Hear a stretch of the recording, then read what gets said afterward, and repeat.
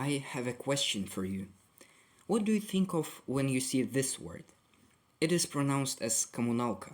As you see, it is pretty close to the term communism, at least by sound. And sure, it appeared in the early Soviet period. But what was it exactly, and how did it influence the history of Russian housing for many more decades? Let's find out. Imagine the 1917 revolution. The aristocracy is emigrating in masses. They are all frightened by the new government.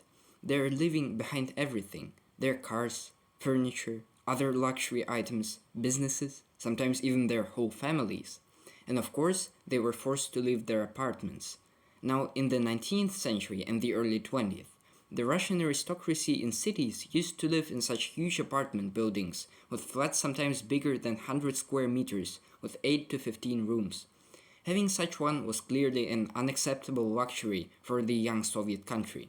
So all of such flats were first nationalized and then had to be fairly distributed between the poorer families.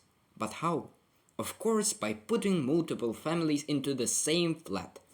So, kommunalkas or communal flats is the term for such huge flats distributed between poorer families.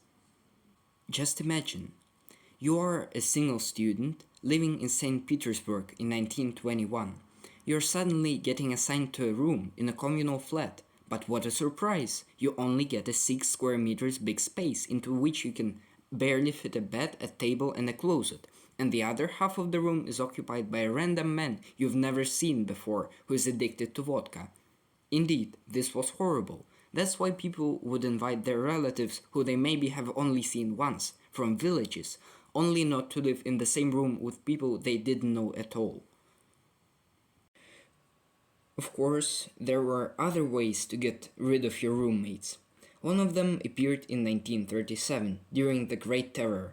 It was to write a report to the VCK because of your neighbor's anti-Soviet actions, which indeed were fully made up by you. Then, in a matter of days, he would be arrested, accused of espionage or Trotskyism, and sent to Gulag. Then you could just occupy his part of the room, or his whole room, if he had one. Obviously, as these apartments once belonged to only one family, there was only one kitchen and one toilet. That meant that all the neighbors had to install their own stoves in the kitchen and as well wait in queues for 15 or even more minutes to use the toilet. The overall sanitary condition of the apartments was rather terrible, as the houses were built sometimes around 30 years before the revolution and weren't repaired during the Soviet rule. Cockroaches and rats were, and still are, pretty common there, and the people themselves didn't want to spend any money on something that would later be used by not only them but also their neighbors. Let the neighbors waste their money on this, right? One more recognizable feature of the Kommunalka is the corridor. It was one of those spaces that was shared by everybody in the flat. There you would mostly keep useless things that you still could need for something and therefore didn't throw them away. Also, children would ride their bicycles there because the corridors were pretty long. And regarding the doorbell, the people developed some sort of Morse code for each family. Sidorov family, 1 short ring. Rosenberg family, 2 short rings. Siryaevsky family, 1 long and 1 short. Davitashvili family, ring 8 times and hit the door hard enough, and so on. I guess now you have the impression of living in a kommunalka of the early Soviet period. In conclusion, I want to say that around 20 millions of people enjoyed such life for 30 or even more years before moving to normal flats.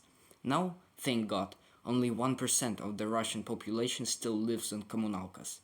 That is some sort of a happy end, isn't it?